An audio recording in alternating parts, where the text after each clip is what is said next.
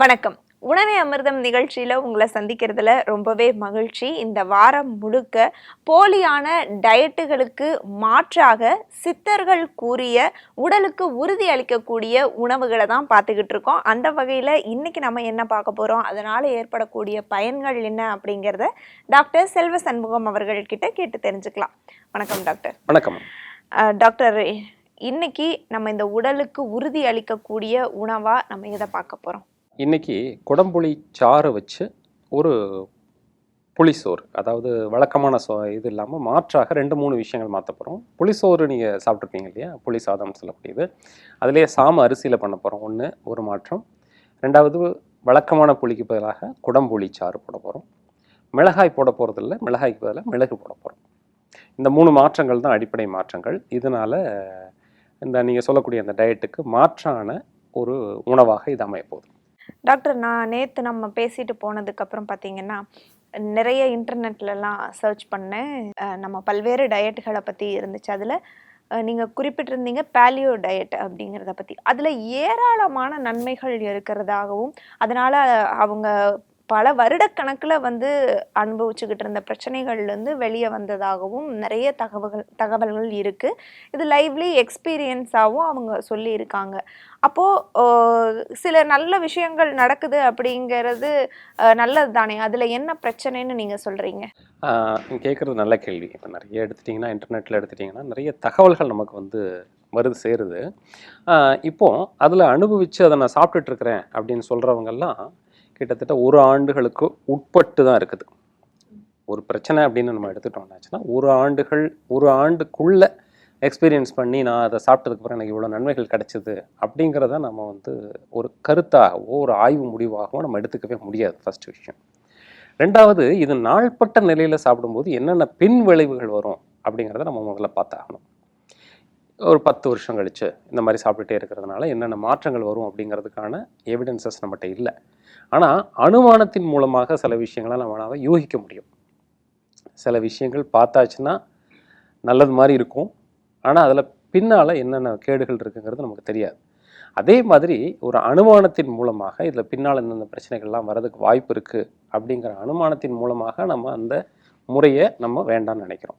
அதுலேயும் முழுமையாக நம்ம வேண்டாம்னு சொல்லலை. நீங்கள் சொல்கிறதுல ஒரு பகுதி அவங்க சாப்பிடக்கூடிய பருப்பு வகைகள், அப்புறம் பழங்கள், இதெல்லாம் அப்படியே சாப்பிட்றதுலாம் ரொம்ப நல்லது அப்படிங்கிறதுல எந்த விதமான மாற்றுக்கிறதும் நமக்கு கிடையாது. அவங்க சொல்லக்கூடியதில் கார்போஹைட்ரேட்டே வேண்டாம் அப்படின்னு சொல்கிறதும், அதே மாதிரி இந்த அசைவ உணவுகளை அதிகமாக எடுத்துக்கணும் அப்படிங்கிறதும் மட்டும்தான் நமக்கு உடன்பாடு இல்லை. என்ன பிரச்சனை வருது அப்படின்னாச்சுன்னா, இந்த மாதிரியான அசைவ உணவுகள் அவங்க சொன்ன முறைப்படியான பக்குவப்படுத்த அந்தப்பட்ட உணவுகள் எல்லாமே உடம்புக்கு இயல்பாகவே கேடுகள் கொடுக்கக்கூடியதான் நம்ம உணர்றோம். இன்னும் மாறுபட்ட உணவுகள் இன்றைக்கி நமக்கு கிடைக்குது. இப்போ உதாரணத்துக்கு அவங்க சொல்கிற சிக்கன்லாம் தோலோடு நீங்கள் சாப்பிட்லான்னு சொல்கிறாங்க. முன்ன காலத்தில் இருக்கக்கூடிய அந்த நாட்டு கோழிக்கும் இன்றைக்கி கிடைக்கக்கூடிய கோழிக்கும் பல வேறுபாடுகள் இருக்குது. பொதுவாக இந்த பேலியோலித்திக் டயட் அப்படிங்கிறதுல அறிமுகப்படுத்துவதை நம்ம ஊர்க்காரங்க சாப்பிட ஆரம்பித்தாங்கன்னு வச்சுக்கோங்களேன். இன்றைக்கி இந்த முட்டை, கிடைக்கக்கூடிய முட்டை நிச்சயமாக மாறுபட்ட முட்டை தான்.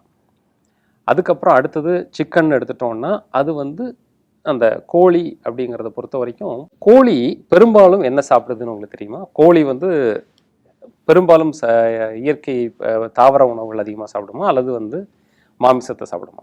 தாவர உணவுகள் சாப்பிடும், புழு பூச்சி எல்லாம் கூட சாப்பிடும். ஆனால் இன்றைய காலகட்டத்தில் அந்த கோழிக்கு கொடுக்கக்கூடிய உணவுகள், கோழி தீவனம் அப்படின்னு சொல்லிட்டு கொடுக்கக்கூடிய உணவுகளில் பன்றியினுடைய இறைச்சி கொடுக்கப்படுது. இது எத்தனை பேருக்கு தெரியும்?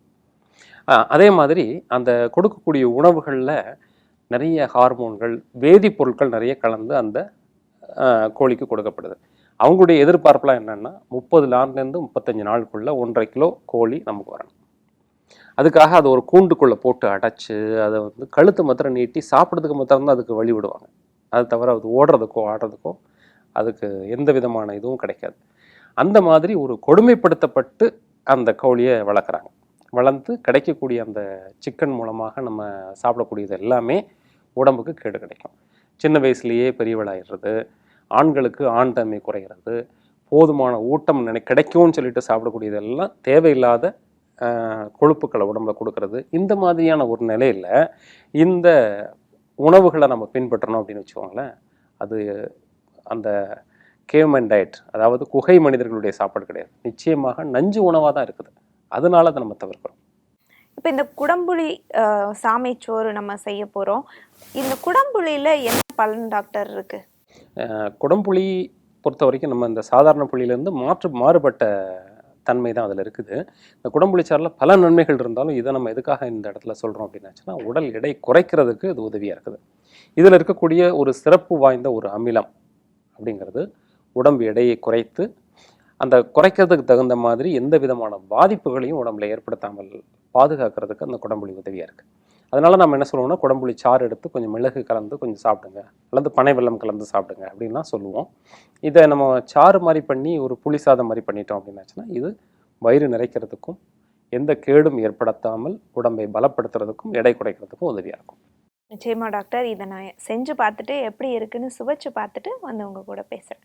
குடம்புளி சாமைச்சோறு எப்படி செய்யறது அப்படிங்கிறத இப்போ பார்க்கலாம். குடம்புளி சாமைச்சோறு எப்படி செய்யறது, அதுக்கு தேவையான பொருட்கள் என்ன அப்படிங்கிறத இப்போ பார்க்கலாம். சாமை சோறு வேக வச்சு வடித்து வச்சுருக்கேன். எண்ணெய், மிளகு, மஞ்சள் தூள், வெந்தயம், நிலக்கடலை வறுத்து வச்சது, கொடம்புளி கரைச்சி வச்சுருக்கேன், கடலைப்பருப்பு, பெருங்காயம், மல்லி, உளுத்தம்பருப்பு, சீரகம், கறிவேப்பிலை. இப்போது இந்த சாமை புளிச்சோறு எப்படி செய்யறது அப்படின்னு பார்க்கலாம்.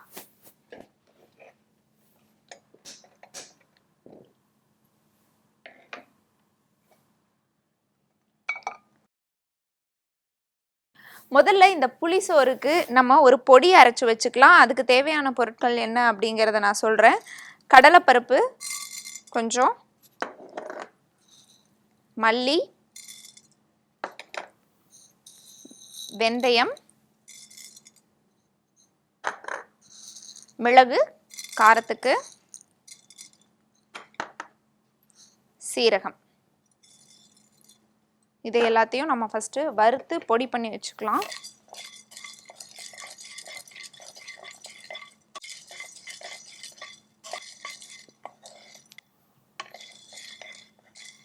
இப்போது இந்த கேப்பில் நான் இந்த குடம்புளி கரைச்சி வச்சுருக்கோம் இல்லையா, அதில் ஒரு சிட்டிகை மஞ்சத்தூள் சேர்த்துக்கிறேன்.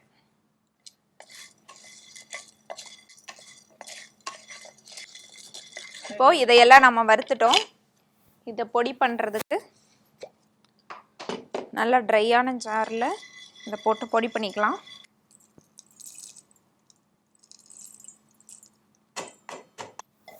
அடுத்ததாக இது கொஞ்சம் ஆறட்டும். இப்போது நம்ம இந்த புளி கரைசலை நம்ம பேஸ்ட் பண்ணி வச்சுக்கலாம்.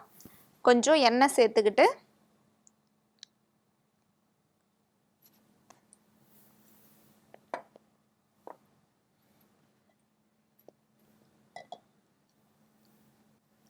கருவேப்பிலை சேர்த்துக்கிறேன், உளுந்து பருப்பு, கருப்பு உளுந்து சேர்த்துக்கிறோம்,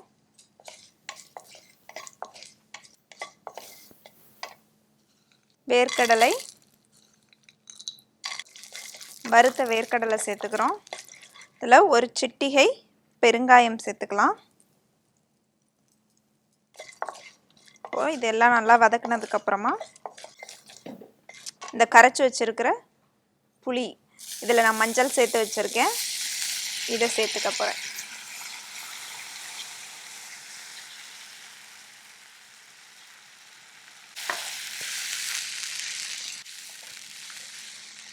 இப்போது இது நல்லா திக்கான ஒரு பேஸ்ட் ஆகணும்.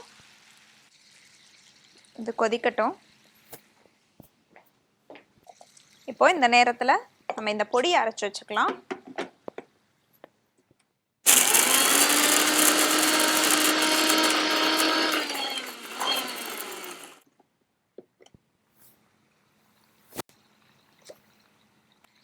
இப்போ நம்ம இந்த பொடியை அரைச்சிக்கிட்டோம். இந்த நேரத்தில் இந்த பொடியை நான் சேர்த்துக்கிறேன். இந்த பொடி சேர்த்த உடனேயே ஒரு நல்ல வாசனை வருது. ஏன்னா நம்ம இதில் தனியா, சீரகம், மிளகு எல்லாமே சேர்த்துருக்கோம். இதுக்கு தேவையான அடிப்படையான சுவை எல்லாமே இந்த பொடியில் தான் இருக்குது. அதனால இந்த பொடியை நம்ம ரொம்ப பக்குவமாக அரைக்க வேண்டியது ரொம்ப ரொம்ப முக்கியம். இது கரெக்டான கன்சிஸ்டன்சிக்கு இந்த புளி கரைசல் வந்துருச்சு. இப்போது இதில் நான் சாப்பாடு சேர்த்துக்கிறேன். நம்ம வடித்து வச்சுருக்கிற இந்த சாமை சோறை நான் சேர்த்துக்கிட்டேன்.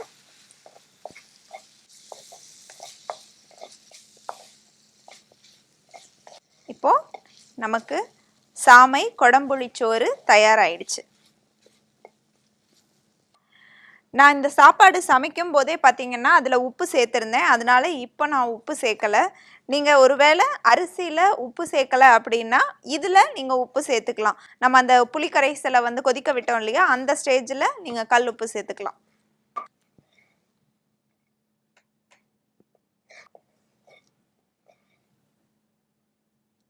கொடம்புளி சாமைச்சோறு தயாராகிடுச்சு. இப்போ இது எப்படி இருக்குது அப்படிங்கிறத நான் சாப்பிட்டு பார்த்து சொல்கிறேன்.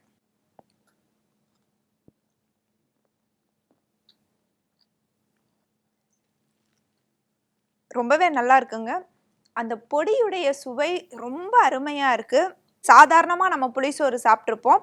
ஆனால் இது கொடம்புளி வச்சு அதுவும் சாமை அரிசியில் செய்யும்போது இது நிச்சயமாக ஒரு வித்தியாசமான சுவையாக தான் இருக்குது. நீங்கள் கண்டிப்பாக வீட்டில் ட்ரை பண்ணி பார்த்துட்டு எப்படி இருந்துச்சு அப்படிங்கிறத எங்களுக்கு எழுதி அனுப்புங்க. குடம்புளி சாமைச்சோறு மிக ருசியாக இருந்துச்சு. இன்னைக்கு நேயர்கள் 2 கேள்வி கேட்டிருக்காங்க. அதற்கான பதிலை டாக்டர் கிட்ட கேட்டு பெறலாம். டாக்டர் பிரக்யா வண்ணாரப்பேட்டையிலேருந்து கேட்டிருக்காங்க. தன்னுடைய குழந்தைக்கு வந்து 2.5 வயசு ஆயிருக்கு. அவங்களுடைய சூழ்நிலை காரணமாக ஆரம்பத்திலிருந்தே தாய்ப்பால் கொடுக்கல. அதனால இப்போ அடிக்கடி சளி பிடிக்கிறது, அடிக்கடி காய்ச்சல் வர்றது, அந்த மாதிரி எதிர்ப்பு சக்தி குறைவாக இருக்குது அந்த குழந்தைக்கு. இந்த சமயத்தில் நான் என்ன பண்ண முடியும் அப்படின்னு கேட்டிருக்காங்க. தாய்ப்பால் கொடுக்கலன்னா அது அந்த சமயத்திலே அவங்க செஞ்சுருக்கணும். ஒரு மருத்துவர், சித்த மருத்துவரை பார்த்து அந்த தாய்ப்பால் கொடுத்துக்க முயற்சி பண்ணியிருக்கணும். இதை பார்க்குறவங்களாவது இனிமேல் தாய்ப்பால் இல்லை அப்படிங்கிறதுக்காக காரணம் காட்டி குழந்தைக்கு பால் கொடுக்காமல் இருக்கக்கூடாது. ஒரு சித்த மருத்துவர்கிட்ட போனீங்கன்னா அவங்க சில மருந்துகள் கொடுப்பாங்க, சில விதமான உணவு பழக்க வழக்கங்கள் சொல்லுவாங்க. அது மூலமாக கண்டிப்பாக தாய்ப்பால் கொடுக்கறது அப்படிங்கிறது ரொம்ப முக்கியம். அவங்க இன்னைய பிரச்சனைகளை வந்து சளி, இருமல் அப்படிங்கிறத கேட்குறாங்க. இதை தாண்டி சில பிரச்சனைகள் வர்றதுக்கு வாய்ப்பு இருக்குது. இது எல்லாமே வராமல் தடுக்கணும்னா ஊட்டமான உணவுகள் மூலமாக நம்ம மாற்றி கொடுக்கலாம். என்ன அதில் முக்கியமானது அப்படின்னாச்சுன்னா, தேங்காய் பால், பனை வெல்லம், சுக்கு, ஏலக்காய் போட்டு ஒரு பானம் மாதிரி பண்ணி அடிக்கடி குடிக்கலாம். அப்புறம் அதுக்கு ரொம்ப முக்கியமான எதிர்ப்பாற்றல் கூட்டுறதுக்கு அப்படின்னாச்சுன்னா கீரை வகைகள், அதில் பொன்னாங்கண்ணி கீரை, கரிசலாங்கண்ணி கீரை, வல்லாரை கீரை, இதெல்லாம் வந்து சமையலோடு சேர்த்து சூப் மாதிரி பண்ணி அவங்களுக்கு கொடுக்கலாம். 2வது. 3வது, ரொம்ப உடலுக்கு ஊட்டம் அளிக்கக்கூடிய வகையில் தானியங்கள், அதாவது பாசிப்பயிறு, அதுவும் அரிசியும் போட்டு ஒரு மிளகு போட்டு பொங்கல் மாதிரி பண்ணி கொடுக்கலாம். அப்புறம் பாசிப்பருப்பு பாயசம் மாதிரி பண்ணி கொடுக்கலாம். அதுக்கப்புறம் பாதாம் பருப்பு பால் மாதிரி பண்ணலாம், அல்லது பாதாம் பருப்பை அரைச்சி நம்ம வந்து பனை வெல்லம்லாம் போட்டு அல்வா மாதிரி கிண்டி கொடுக்கலாம். ஏன்னா சின்ன குழந்தை சாப்பிடணும் இல்லையா, விரும்பி சாப்பிடணும். அதே மாதிரி பருப்பு வகைகள், பழங்கள், கீரை, தேங்காய், பால், இதெல்லாம் விட முக்கியமானது இஞ்சி, பூண்டு, சின்ன வெங்காயம், மிளகு, சுக்கு, மஞ்சள், இது மாதிரியான வீட்டில் இருக்கக்கூடிய அந்த பொருட்களை அதிகமாக சூப் மாதிரி வச்சோ அல்லது சோறோட போட்டு பிசைஞ்சு சாப்பிட்டோ கொடுத்துட்டு வந்தாச்சுன்னா எதிர்பார்த்தல் நல்லா கூடும். இளம் வெயிலில் காலையிலையும் மாலையிலையும் கொஞ்சம் வெயிலில் நிப்பாட்டி வைக்கணும். இதன் மூலமாகவும் எதிர்ப்பாற்றல் கூடும். சளி பிடிக்கிறதுக்கு சின்ன விஷயம் என்னென்னா, துளசியை ஒரு 2 இலை துளசியில் எடுத்து நல்லா அரைச்சி மிளகும் தேனும் கலந்து காலையில் கொடுத்துட்டு வந்தாச்சுன்னா எதிர்ப்பாற்றல் கூடி அந்த சளி வராமல் தடுக்கிறதுக்கு உதவியாக இருக்கும். அடுத்ததாக தமிழ்ச்செல்வன் மதுரையிலேருந்து கேட்டிருக்காரு டாக்டர். அவருக்கு வந்து சர்க்கரை நோய் இருக்குது. கடந்த 15 ஆண்டுகளாக காயம் ஏற்பட்டால் அவ்வளவு சீக்கிரமாக குணமாகிறது கிடையாது, ரொம்ப தொல்லையாக இருக்குது. இதைய வந்து நான் உணவில் ஏதாவது மாற்றம் செஞ்சு இந்த பிரச்சனைக்கு தீர்வு காண முடியுமான்னு கேட்டிருக்காரு. வந்து முக்கியமான முதல்ல செய்ய வேண்டிய வேலை அப்படிங்கிறது வந்து சர்க்கரை நோயை கட்டுப்பாட்டுக்குள்ளே கொண்டு வரதுக்கான முயற்சி அவர் எடுக்கணும்.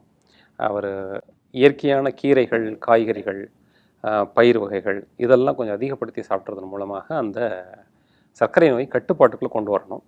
இப்போதைக்கு அவர் காயம் இருந்தது ஆறணும் அப்படின்னாச்சுன்னா வேப்பிலை, மஞ்சள் தூள் அரைச்சி அதை மேலே பத்து போடுறது மூலமாகவும் சுற்றிலும், அல்லது கஷாயம் மாதிரி வச்சு அதை கழுவுறது மூலமாகவும் வேகமாக வர வைக்கலாம். அந்த புண்ணு ஆறுறதுக்கு உதவியாக இருக்கலாம்.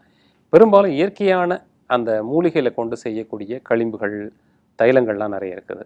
அதை பயன்படுத்தினாச்சுன்னா இருக்கும். உதாரணத்துக்கு மத்தன் தைலம், இந்த ஊமத்தை இலை, தேங்காய் எண்ணெய்லாம் போட்டு நாங்கள் ஒரு தைலம் காய்ச்சுவோம். அது நாள்பட இருக்கக்கூடிய அந்த சர்க்கரை நோயில் நாள்பட இருக்கக்கூடிய அந்த இரத்த காயம், வெட்டு காயம் இதெல்லாம் வேகமாக ஆற்றுறதுக்கு உதவியாக இருக்கும்.